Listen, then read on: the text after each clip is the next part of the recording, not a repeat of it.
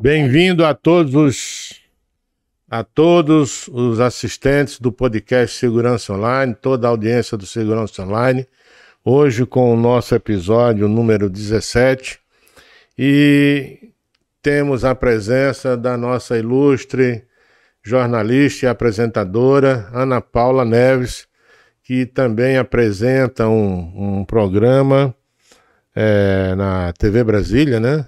É o Mulher Capital Brasília. Mulher Capital Brasília. E hoje nós vamos falar de segurança pública, como o nosso sobre segurança pública, nós vamos falar segurança pública das mulheres e, como sempre, os processos da política brasileira que influem na segurança pública do cidadão, na defesa do patrimônio, enfim. Tudo aquilo que a gente já vem trabalhando aqui no nosso podcast.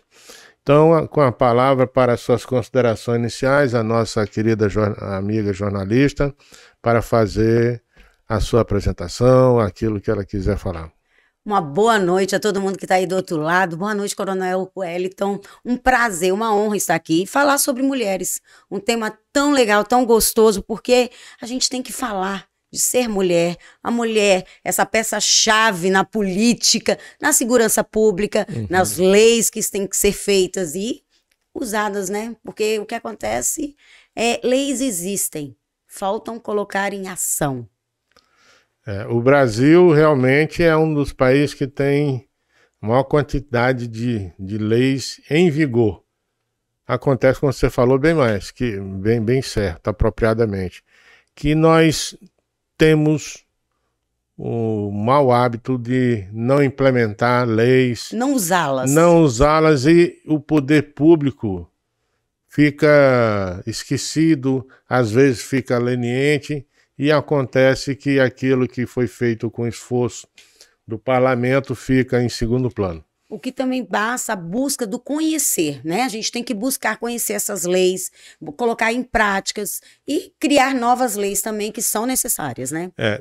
Como o assunto é segurança pública, nós, vendo as estatísticas criminais brasileiras, nós percebemos que de uma determinada época para os dias atuais, o Brasil aumentou e muito os crimes de feminicídio, crimes praticados contra a mulher simplesmente por ela ser mulher. O que é que você acha disso? Os crimes aumentaram e foram mais para frente, vamos dizer assim, elas estão mais visuais, né? A visualização cresceu porque hoje nós temos uma comunicação imensa, mas esses crimes já existiam. A violência contra a mulher, ela é de anos, gente, de séculos, porque a mulher ela sempre foi vista como menor, né? Um ser sensível, um ser frágil. Então a violência, ela vem crescendo por poder de posse. O homem, ele perdeu esse poder de posse com as mulheres. E aí eles querem, né, usar isso de uma maneira diferente. Eu vejo muito isso, poder de posse. Então, assim, não quero mais, então eu não posso ficar com você, o homem vai lá e tira a vida da mulher. Tem crescido muito. E isso é muito triste com a mulher, né? Mas eu vou discordar um pouco, porque antigamente, realmente, a mulher tinha um papel diferente do que tem hoje na sociedade atual. Eu não vou dizer que estava certo ou que estava errado. Só vou dizer que hoje existe um processo mais igualitário. Sim. Mais igualitário. Eu li um artigo esses dias de um professor da Universidade Americana, que ele falava que a juventude, as três últimas gerações, foram altamente... os pais foram altamente lenientes nas criações dos seus filhos? Na educação dos seus filhos. Então, nessas três últimas gerações, a garotada está muito mais consciente dos seus deveres e direitos, não dos seus direitos, e esquece de deveres. Hoje, você vê uma juventude com grandes problemas na área psíquica, porque são pessoas psiquicamente fragilizadas e tem um nível de... Como é que é aquela, né? Essa que tá na moda aí. Já me lembro.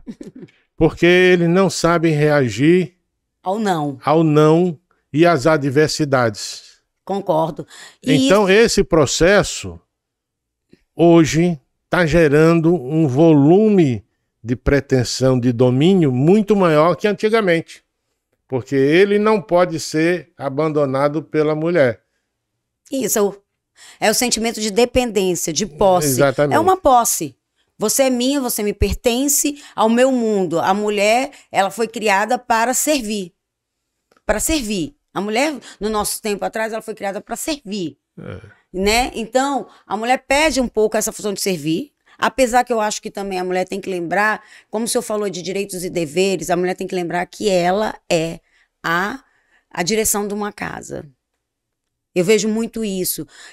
Eu sou uma mulher muito independente, sou uma mulher que trabalho fora, sou uma mulher que gosto das leis, gosto de estar envolvida na política, mas o meu melhor papel e a minha melhor versão é ser mãe, é ser esposa. Eu estou agora mesmo vivendo um momento de muita alegria na minha família, porque o meu caçula se tornou cirurgião dentista. O meu mais velho já é advogado e o meu caçula, com 21 anos, se tornou cirurgião dentista. Então, a mulher também tem que lembrar desse papel dela, do seu direito. Você escolheu casar, você escolheu criar uma família. Então, vamos trabalhar esse sentimento junto aos seus. Essa é outra constatação que a gente faz nos dias atuais. Isso. Então, a mulher com essa necessidade de ter a sua profissão e trabalhar fora, esqueceu um pouco a orientação educacional dos seus filhos. Coisa que, na minha época, quem fazia diretamente, supervisionava tudo, fiscalizava tudo. É a mulher. Era a minha mãe. Era a mulher. É a mulher, porque esse papel é muito fundamental, sabe? Então, eu falo assim, eu gosto de ser essa mulher independente, eu gosto de ser essa mulher que está à frente de lutas, de conquista, mas eu gosto de ser aquela mulher que chega em casa e recebe um beijo do filho e pergunta, meu filho, como foi o seu dia? É isso aí. Entendeu? O filho tem que saber essa questão do não. Né? A mulher ela tem que saber fazer essa divisão. Então, quando eu falo desse poder de posse que o homem perde, é porque também a mulher não está sabendo construir. Como vai ser? Ao invés de complementar, está afrontando, disputando. Isso! Quando eu digo que a violência ela sempre existiu, hoje ela é mais visual.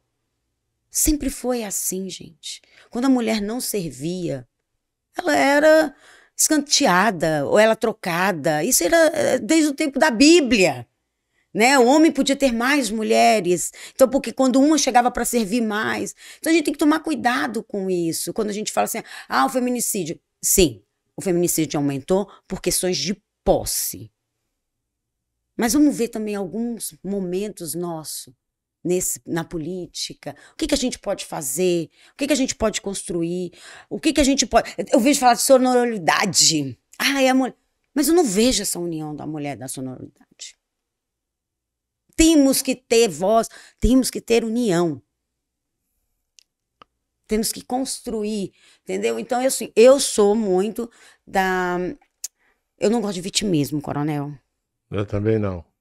Essa palavra não está. Eu venho de uma família muito humilde, eu venho de uma família, de um momento muito difícil na vida, mas como todo brasileiro passou por isso, Corona. Exatamente. Só se foi rico, nasceu rico aí já não entra nas estatísticas. Mas brasileiro que é brasileiro, gente, teve que lutar muito para chegar um pouquinho onde está. Uhum. Então, quando a gente fala de feminicídio, sim, hoje o feminicídio aumentou em questão de posse, entendeu? Mas vamos ver o que a gente pode fazer, como é que a gente pode trabalhar. Mas você também é uma pessoa, como você bem falou, ligada à política. Muito, amo política. Ontem estivemos presentes naquele evento lá no Partido Liberal. E eu queria saber de você, como a mulher atuante no processo político nacional e a mulher que tem um papel indelegável da maternidade, da educação, da família, toma conta do lar, aquelas coisas todas. Como é que ela vê a violência hoje, a segurança pública hoje no Brasil? Essa mulher de casa, olha, você me pegou aqui agora. A mulher da família, ela constrói a sua segurança. Ela constrói, ela confia naquilo que ela colocou no mundo, naquilo que ela construiu da sua família. Hoje eu tenho total segurança de deixar meus 2 filhos irem para a rua. Porque eu sei com quem eles vão se envolver e com quem eles vão andar. Certo? Mas quando eu falo da política pública, da segurança nacional, hoje eu vejo uma política abandonada. Eu vejo uma segurança sem segurança. Insegurança, né? A prova maior está sendo aí nosso Brasil passando por coisas que eu nunca imaginei e pessoas, cidadãos presos e gente que não era para estar, tá ali, né? Tá aí. Inclusive o presidente da República. Né? Isso aí é incontestável, né? Isso aí já não tem mais nem o que falar, isso já é uma vergonha nacional. Hoje nós estamos vendo um processo instalado na mídia, e principalmente na prática política nacional, dentro dos partidos do escopo da esquerda, que advogam que o aumento da criminalidade é culpa da própria sociedade e não dos indivíduos. Da sociedade, coitado da sociedade, a sociedade só vem sofrendo. Eu ouvi uma frase que a gente passou 4 anos de inferno. O que a gente vai passar agora, então? Se a gente passou 4 anos de inferno, o que será esses 4 anos nossos agora? Boa reflexão. Né? Porque eu ouvi de algumas... Ai, acabaram os 4 anos infernais. Eu falei assim, e o que será agora? O que será? Porque em um ano... a gente vê o Brasil em decadência. Um Brasil que estava em crescimento. Um Brasil que saiu de uma pandemia no positivo. Foi um dos países que mais souberam lidar com a pandemia, foi o Brasil. Cara, você sair de uma pandemia, uma coisa que a gente nunca imaginou. Eu tenho 40 e quase 50, 48 anos. Eu nunca imaginei o que era uma pandemia. Gente, a inflação tá aí. Ó, se vocês forem no mercado, vocês vão ver. Ah, não tem? Tem, voltou. Isso eu peguei. Essa época eu peguei de inflação. Eu peguei na época do cruzado. Entendeu? E está novamente aí. Você vai no mercado comprar um arroz, num dia, no outro é outro preço. Então, gente, tá aí. Tá aí. Eu quero que vocês só me respondam. Mas o grande problema que eu vejo para essa questão do incremento da percepção de segurança do cidadão no seu aparato do Estado, no aparato do Estado, é a impunidade no Brasil. Que é grande. Durante a pandemia, todos os presidiários que estavam encarcerados e que tinham comorbidades foram liberados para se tratarem. Inclusive pessoal do crime organizado. Hoje... Nós recentemente, temos uma morte de uma pessoa que foi presa em função daqueles atos ditos antidemocráticos, que para mim aquilo não foi golpe nenhum. Não, o golpe não foi. Aquilo foi uma baderna generalizada. Concordo. Depredação foi do patrimônio público. Um erro que tem que ser pago. Mas menos golpe de Estado. E concordo. Não se dá golpe de Estado sem arma e sem regimentação política. Concordo. Então, não houve trabalho político, nem houve adesão das Forças Armadas. Pelo contrário, hoje se sabe que as Forças Armadas lavaram as mãos para com aquelas pessoas que estavam em frente ao PG do Exército. Houve cidadãos que não gostaram do que houve nas urnas e foram à luta. Mas não em questão de golpe. Eles queriam reivindicar o voto deles. Eles queriam reivindicar os direitos deles. Houve uma baderna? Houve. Houve uma depredação? Houve. Tem que ser punidos? Tem.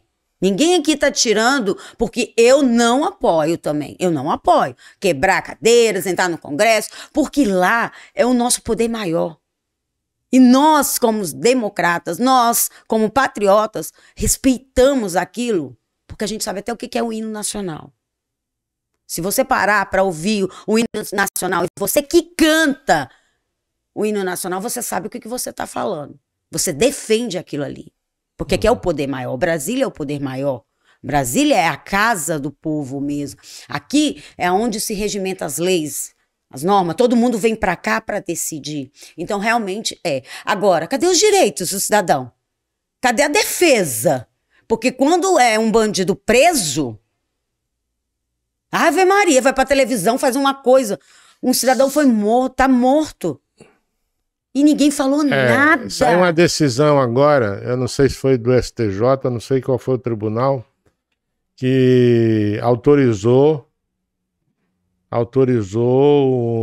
pessoas que estavam sendo processadas e se evadiram a participar da audiência de custódia. Gente, é pesada a palavra, né? Via videoconferência. É pesado, gente. Então é um negócio muito complicado. Hoje a sociedade brasileira, esses dias eu estava uma criança de 7 anos, tá começando a entender algumas coisas, formando a personalidade. Seu desenvolvimento, né? Seu desenvolvimento de compreensão do mundo, da vida, percepção dos valores, tal, a sua personalidade já está sendo formada. E eu estava num restaurante e essa pessoa chegou e disse: moço, eu não quero pedir esmola não, mas eu estou sem comer desde ontem. Minha mãe está doente e não tem dinheiro, porque a gente só come quando ela trabalha. O que ela gasta, o que ela ganha no dia, a gente gasta no mesmo dia. Como ela não foi trabalhar, ela não tem. O senhor consegue uma marmita aí para eu levar para minha mãe? Ele não pediu nem para ele pediu para a mãe dele. Para a mãe dele melhorar, para que ele possa voltar. Olha só, gente. Eu fiquei olhando. Aí eu disse: não, senta aqui, você vai comer também. Aí ele ficou sentado comigo lá e comendo. Aí começamos a conversar e eles: pô, se todo mundo fizesse isso, o mundo era diferente. Aí ele perguntou o que é que eu era, eu falei que tinha sido militar, da área de segurança. Aí ele disse: doutor, eu sei o que é isso, que eu vivo trabalhando na rua, eu vendo, minha mãe faz as coisas, os doces, os negócios, e eu vou vender. Tem dias que quando eu tô chegando em casa, o pessoal rouba tudo. Oh, meu Deus. Nesse dia a gente também não come. E no outro dia não tem dinheiro para fazer mais doce, porque o dinheiro foi roubado. O dinheiro foi roubado e o capital de giro é aquele. Aí ele disse: mas a gente vê que os políticos defendem muito mais o bandido que o cidadão de bem. Verdade. Um menino de 7 anos falou isso. Eu fiquei assim arrepiado com o que o menino falou, porque é a grande verdade. A percepção que a gente vê hoje é exatamente essa. As leis e os tribunais estão protegendo muito mais os direitos dos infratores do que do cidadão de bem. Por isso que o presidente Bolsonaro foi tacado pedra, porque ele falava a verdade. Ele não aguentava. E aí ele foi julgado, porque o presidente, ele falava o que todo mundo queria falar. Ele incomodava. E ele falava isso. As leis é para quem? É para os trabalhadores? É para o cidadão? Para a sociedade ou geral. É para aqueles que estão lá dentro? Gente, a gente não tem que melhorar presídio, não. A gente tem que melhorar a saúde. A gente tem que melhorar a educação. A gente tem que melhorar a segurança. No dia que cuidarem da educação desse Brasil, vai se fechar todas essas cadeias. Uma amiga ontem chegou da Europa, estava conversando comigo dentro do carro, e ela falou que a irmã dela se perdeu. E aí eles ficaram tudo preocupados. Aí ela disse que entrou no táxi e o cara falou: não se preocupe, Aqui as cadeias estão se fechando. Ela vai chegar com segurança em casa, no hotel onde ele estava.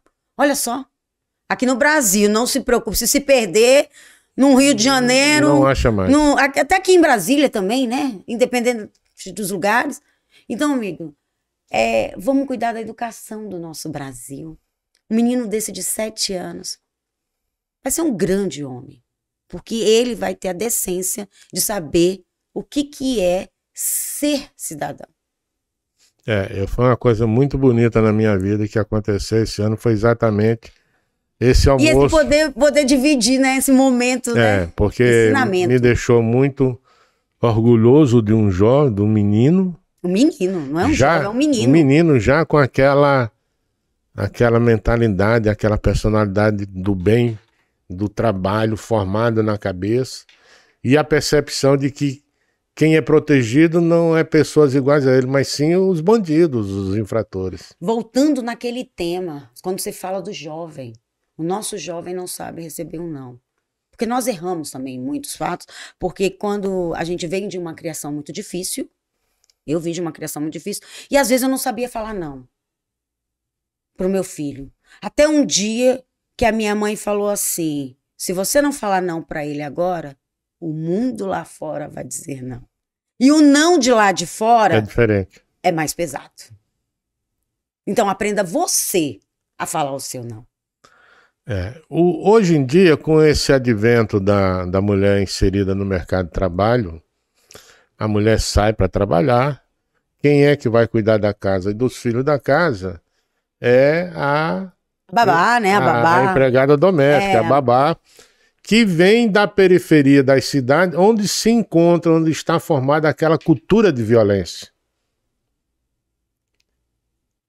Isso mesmo. E isso realmente reflete na educação da garotada da classe média, da classe A, da classe mais abastada, de qualquer tipo, porque quando a mãe não exerce o seu papel de educar com amor, com presteza, com certeza, que quando a mãe fala uma coisa, até hoje, quando minha mãe fala uma coisa, eu fico assim, eu não sou nem louco de contestar minha mãe. Posso não concordar, mas eu fico na minha. E para fazer diferente eu tenho que rebolar muito porque ela vai cobrar. Aí é o papel, né? Aí é o papel da mulher. Eu sempre falo assim, o papel da mulher ele é o mais bonito. Deus, quando fez assim a obra, ele foi muito perfeito. Ele falou assim, eu vou fazer o homem primeiro. Porque eu vou caprichar no papel da mulher, na importância. Por isso que eu digo, quando a mulher, ela se diminui, eu fico tão triste, porque é bíblico a importância da mulher. A mulher vem com a sabedoria, ela vem com eu falo que eu sou a docilidade, mas com firmeza. A mulher, ela tem que ter esse papel dócil. Ela tem que ter esse papel dócil, de saber acalmar, de saber falar, de saber direcionar. Mas ela tem que ser firme, sempre firme. Então, a mulher, se ela parar para pensar na importância, ela jamais diria que era minoria. Por isso que eu não aceito o vitimismo feminino. E nem é sexo frágil. Não, olha, eu fico triste com isso. Eu fico muito triste com isso. Nós somos maioria, gente. E a gente não consegue direcionar políticas públicas femininas com destreza. Ah, isso me dói o coração. Então vamos agora uma questão que hoje toda a sociedade anda comentando, porque o Supremo Tribunal Federal está liberando as drogas. O uso da maconha, você vai poder fumar sem ser preso. Triste. E a gente vê outras sociedades em países culturalmente muito mais avançados, como a Holanda, a Suécia, o Canadá, que implantaram e hoje estão querendo retroceder e não estão sabendo como. O Brasil já não é um país preparado para nada. Nós somos um país rico e ao mesmo tempo pobre. Aí, Ana Paula, explica isso, rico e pobre. Rico porque a gente tem tudo. A gente tem uma diversidade, nós temos um Brasil, qualidade de alimentação, uma terra boa, água que não tem, então aí, né, fazem tudo então nós somos ricos mesmo, mas pobre de cultura, de conhecimento, de ensinamento, de segurança. Como que nós vamos lidar com essa liberdade? Se a gente não está nem preparado, a gente não consegue nem cuidar dos nossos cidadãos, como que a gente vai lidar com isso? Então, é triste, é muito triste isso. Quando eu estava em atividade, eu entendia, vi, em função da minha atividade na área de segurança pública, a questão das drogas. Porque poucas pessoas entendem o tamanho da tragédia que é a droga. Numa família, numa Porque sociedade. a droga não é só o drogado que ele está dependente do uso daquela substância, mas é a família, é os amigos da família, é a vizinhança, é quem um conjunto sofre mais pessoas... é quem está fora daquele momento. Porque o drogado ele não sente mais nada. Ele já não tem mais consciência do que ele está fazendo. Você vai hoje na Holanda, aquelas pessoas parecendo zumbi caminhando no meio da rua, como... Eles não têm... Ele não tem mais nem percepção da vida. Canadá também, você não viu as invasões? Então, assim, eles não têm mais... Gente, o drogado, ele é uma doença, então ele não tem mais controle, ele não sabe que... Ele mata uma pessoa, ele nem tá sabendo, gente. No outro dia, quando ele vem assim, ele não sabe nem o que ele fez. Então, quem sofre mais é a família. É a família, são as pessoas que estão do outro lado. Então, gente, pense bem. Droga não é uma brincadeira. É coisa séria. É uma coisa séria. Nós não temos um país... Quer dizer, acho que país nenhum é preparado para isso, mas eu vou dizer que o nosso ainda é pior para isso. O grande problema também veio no processo de liberação. A Holanda, quando começou a pensar em liberar o uso e o consumo da cannabis, das drogas... Que era dizia que era para remédio, né? Era só remédio. A cannabis. Cannabis sativa. E o governo começou a plantar. Para quê? Para tirar a dependência que o usuário ia ter do traficante. No Brasil, não. O que aconteceu por decisão do Supremo, está se criando uma reserva de mercado para o crime organizado, para os traficantes. Para a milícia, né? Então é um negócio muito, muito louco. Eu vejo esse governo atual defender muita liberdade. Liberdade. Temos que defender a indiferença. Eu falo, que liberdade é essa? Que diferença é essa? Nós chegamos até aqui, nós crescemos um país do terceiro mundo, todo mundo fala, e nós chegamos bem, sem guerra, vivendo a paz nossa, nas nossas dificuldades, porque nós somos um país muito, né, de pessoas muito batalhadoras, temos que trabalhar muito, mas temos essa formação de estarmos preparados, nós vamos estar na mão de quem agora? De quem que nós vamos estar na mão agora? Do crime organizado. E de um governo que apoia. Eu não vou entrar nesse mérito, mas os sinais estão claros. A gente não pode... Ele vai apoiar isso, porque quando eles liberam, eles estão apoiando. É isso que eu estou dizendo. A outra questão é sobre o direito de autodefesa do cidadão. Eu me lembro que no governo passado, para não citar nomes, pelo simples fato de ter liberado o uso e porte, a aquisição de arma para autodefesa, os crimes contra a vida baixaram drasticamente no Brasil. A violência baixou. Porque o bandido começou a perceber que ele podia morrer também. Ele podia morrer. Não era mais como antes. E agora voltou de novo aquela política de restrição. Qual é a sua opinião como mãe, como jornalista, como política? Aí vem a história. Antes a mulher também podia andar armada. Então ela podia se defender. O feminicídio tá aí, e aí a mulher se defendia também. Ô, calma aí, meu amor, você pode aqui também? Eu também posso. E aí o que aconteceu? Não. Tem que ter toda uma preparação, vocês são cidadão, vocês civil não pode. Por que o civil não pode, mas o bandido pode? A Suíça é o país mais armado do mundo e a criminalidade é quase zero. É onde está se fechando as cadeias. Comentei isso há poucas horas. Estão se fechando as cadeias, porque lá não tem. Uma coisa séria, não tem isso. Porque você sabe que se você mexer, você também vai levar. Vamos dizer que seria um dente por dente? Olho por olho? Código Hammurabi. Ó, você faz, você recebe também. Agora aqui no Brasil, não. Porque um dos pressupostos para o aumento e o incremento da criminalidade é a certeza que o infrator vai ter da sua impunidade. E da sua liberdade. Porque quando o policial ainda leva para a delegacia, chega lá e é liberado. E essa questão da audiência de custódia não é nem lei, é uma decisão administrativa do Conselho Nacional de Justiça, que não tem força de lei, porque só quem edita leis é o Congresso. Olha aí a confusão. As nossas leis tá ficando uma coisa muito séria. Porque eu vi um presidente da OAB de Minas Gerais ser aplaudido na 24ª Conferência de Advogados por uma fala dele. Será que ninguém tá parando para ver o que tá acontecendo nesse Brasil?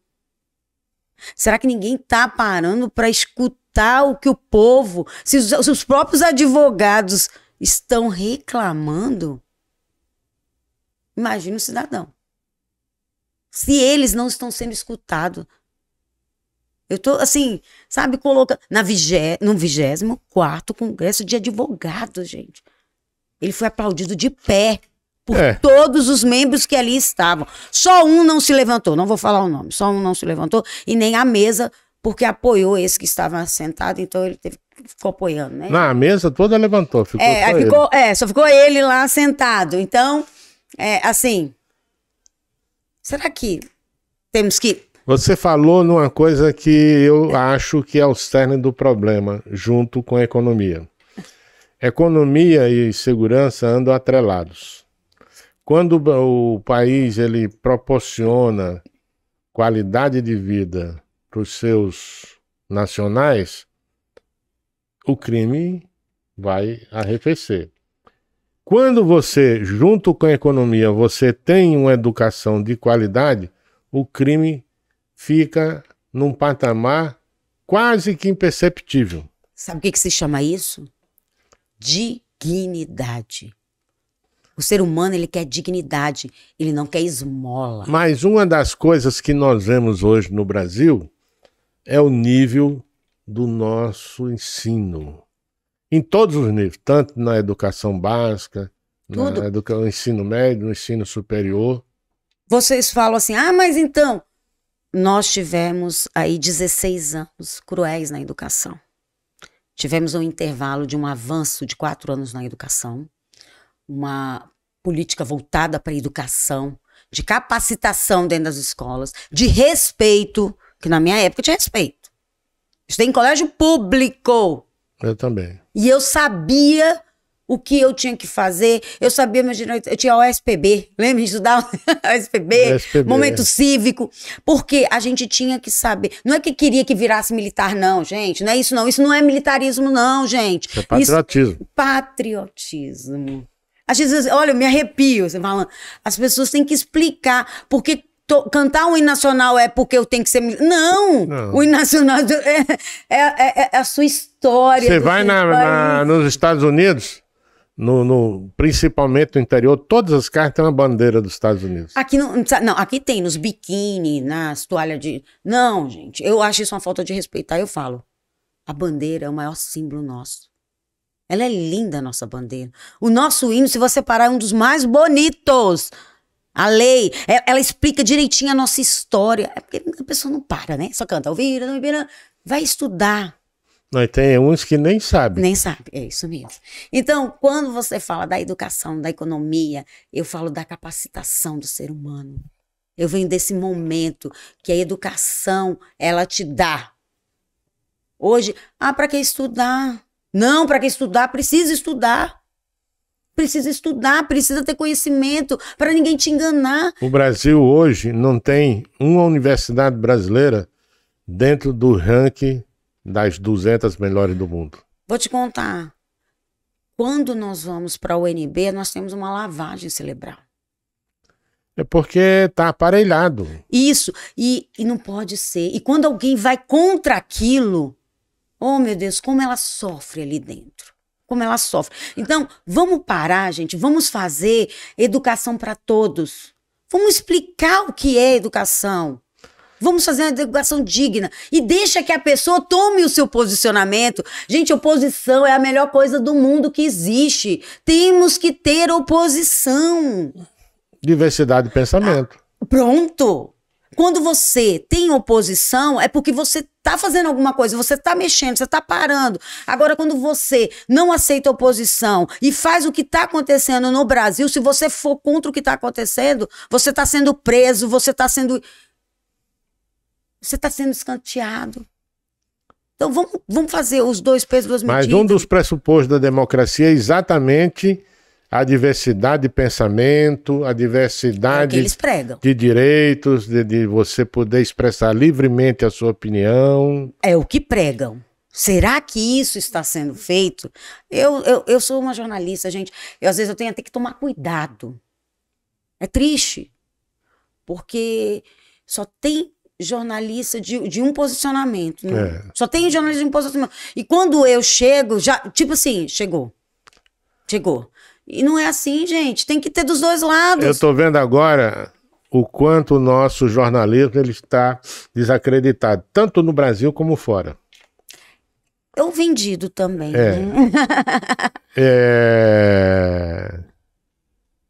Tá essa guerra aí agora entre Israel e o grupo terrorista Hamas.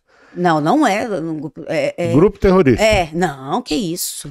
Aí eu vejo toda a mídia brasileira falando bem, passando pano para um grupo terrorista que fez barbaridades no dia 7 de outubro desse ano. É muito triste. Aí a gente podia comparar o Brasil no dia 8 de janeiro, porque o povo brasileiro foi chamado de terrorista. Tá aí, pronto, você agora falou uma coisa interessante. A gente podia fazer uma comparação. O que é um terrorismo? Por que a mídia não faz isso? Gente, aí, ó, meus companheiros, vamos mostrar para o Brasil o que é um terrorismo? Porque nós, brasileiros, fomos considerados terroristas.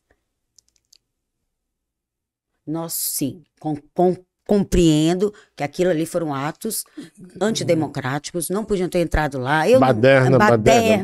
Vandalismo, desobediência ao poder maior. A lei, falta de educação. A lei, ela tem que ser cumprida. A gente não pode chegar lá com as nossas mãos e fazer a lei. Por isso que existe uma Constituição. E eu respeito a minha Constituição. Eu respeito. Então, isso não poderia ter acontecido, concordo plenamente. Se todo mundo quisesse ir andando e sentado lá no jardim e falar, não vamos sair daqui agora, eu seria a primeira a estar lá apoiando. Fica aí, gente, todo mundo sentado aí no jardim, ali na frente, porque isso é um direito nosso, de poder reivindicar. Mas o que foi feito realmente, eu não apoio, né? Como jornalista, como cidadã, como qualquer... Não apoio, mas podemos comparar esses atos. O que aconteceu no dia 7 de outubro com o dia 8 de janeiro, para sermos considerados terroristas. O povo brasileiro foi considerado terrorista. Fica uma coisa muito, muito longe. E mesmo assim, o presidente da República do Brasil não reconhece o Hamas como um grupo terrorista. Mas o brasileiro que estava no dia 8 de janeiro, sim. Sim. Isso é uma coisa que é muito triste. Quer dizer, aí ele diz assim, o meu povo não presta. É isso que ele disse, o meu povo não presta. A mesma coisa que ele falou agora pro presidente da Argentina. Eu não tenho que ser seu amigo. Você tem que ser o presidente do teu país, eu do meu. Forte, né? Só porque ele é de direita. Então, gente, são observações, são frases, são colocações que a gente tem que parar. Eu sou católica, Sou praticante da minha família. A base da minha vida é a minha família, é o meu lar, é o amor ao próximo, indiferente de qualquer religião. Eu fico triste com as colocações, às vezes, do meu Papa, que para mim também é a lei maior da minha religião, da minha espiritualidade. Então a gente tem que parar, gente, e começar a fazer algumas observações em algumas palavras do ser humano. Como eu também devo me colocar em algumas palavras que devo deixar questionamentos. Então, Coronel, é triste. É triste mesmo. E aí ontem, eu tô aqui no celular, chegou um WhatsApp, um postzinho, uma postagem. Um filho do fundador do Hamas criticando ferozmente o presidente do Brasil por ter comparado a ação do direito de autodefesa de Israel com o grupo terrorista Hamas. Eu fiquei envergonhado. Eu fiquei assim, arrasado. Porque o garoto rompeu com o pai porque o pai se tornou terrorista. E dizer assim, e o Brasil ainda apoia isso? É, exatamente. Aquilo ali me doeu. Eu, que sou filho, sangue do sangue, condeno. Gente, quem não estuda um pouco em Israel, vai estudar. Israel é o país mais defende. Mais democrático do mundo. Defende. Agora, ele entra pra guerra. Ele entra pra defender o povo dele. É como se ele tivesse... eu cito aqui às vezes, mas é bíblico. Ele defende o seu povo de Israel. É. Então, aqui o brasileiro ele não defende o nosso país. Eu fico triste porque eu vejo, como você falou mais anteriormente, que o Brasil era um país rico. É um país rico. E realmente é mesmo. Rico, nós somos ricos. Você vai a Israel, quase 100% do território de Israel é deserto. Hoje, o Estado de Israel produz, o país produz toda a leguminosa, todas as frutas, todas as verduras que seu povo consome e ainda exporta para o mundo todo. Ele criou um oásis no deserto. O Brasil, aonde planta... O Brasil não tem um prêmio Nobel. Não tem. É isso que eu ia falar agora. Os judeus têm mais de 40. Hoje, Israel é um dos maiores produtores de tecnologia avançada do mundo. Mas por quê? O nosso poder público precisa dessa dependência para se manter no poder. O nosso poder público não quer ensinar ao povo ter capacitação. Não quer educar para poder dominar. Para quê? Para que eu vou construir coisa para levar água pro povo lá no Nordeste que fechou? Nós estamos falando aqui em feminicídio e o feminicídio em Israel é 0. Olha, a violência em Israel. Você vê aquelas jovens, defendendo o seu país, andando no meio da rua com o seu fuzil aqui a tiracolo. E chorando. Você viu cenas... Não, normalmente, porque lá o serviço militar é obrigatório para homens e mulheres. Você falou uma coisa, eu me arrepiei aqui agora, porque cenas dessas mulheres de Israel que defendem o seu povo chorando, porque não está acreditando. Porque é o que você falou, é um país mais democrático. É um país que fica na dele, ele quer viver pro seu povo. E os ataques do grupo Hamas aconteceram exatamente num lugar onde a experiência socialista deu certo. São os kibbutz israelenses.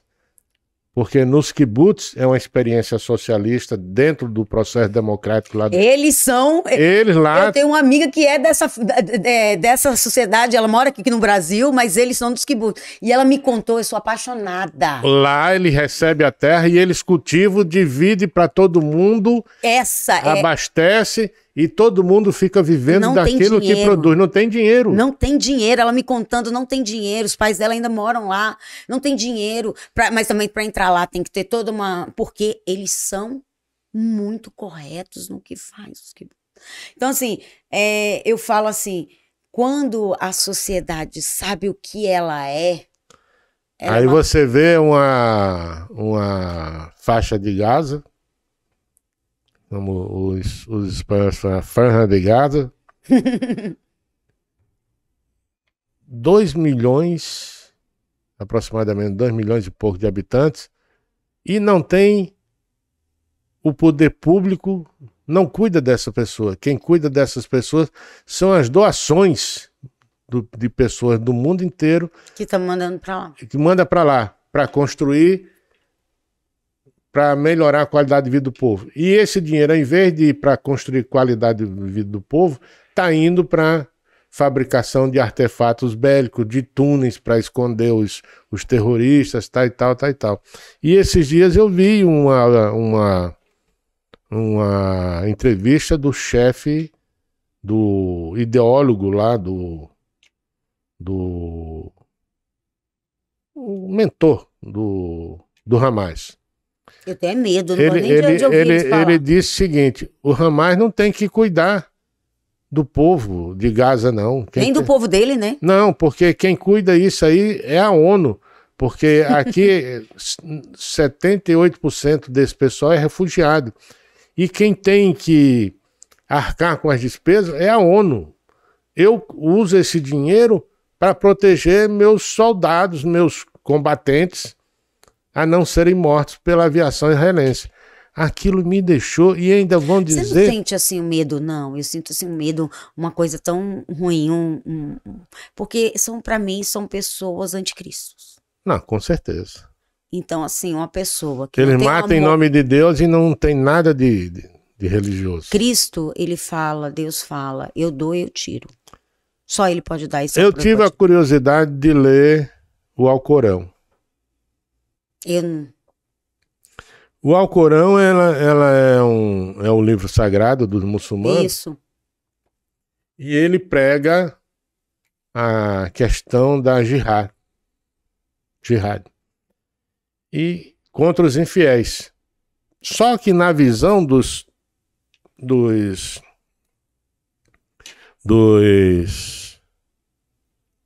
terroristas muçulmanos, dos extremistas muçulmanos, todo mundo que não for muçulmano é infiel. Então é a luta deles contra a cultura ocidental, que é baseada em cima dos ensinamentos judaicos cristãos. Aí você vai trazer eles para o Brasil? Já estão aqui. Então, e nós somos um país o quê?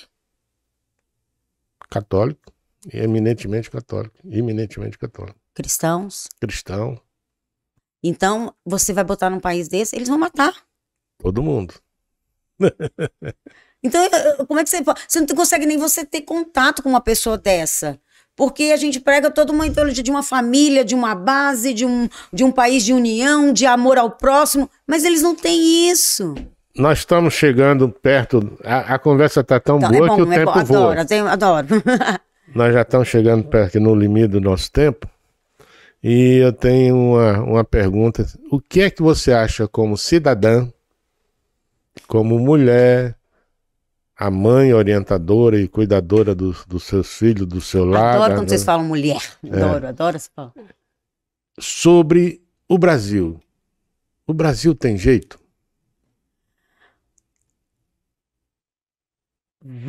Pergunta difícil.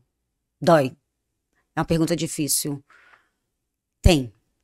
O Brasil tem jeito.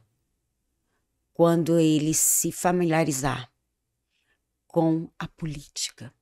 É triste quando a gente fala assim, uma pessoa fala, eu não gosto de política. Nós vivemos a política todo dia, a todo momento. A política da socialização, a política da economia, a política da educação, a política da família. Do relacionamento, do interpessoal. relacionamento. Então, quando a gente aprender a falar sobre política, mas a política verdadeira, a política honesta, a política feita para o povo, para o cidadão, aí sim o país vai ter jeito.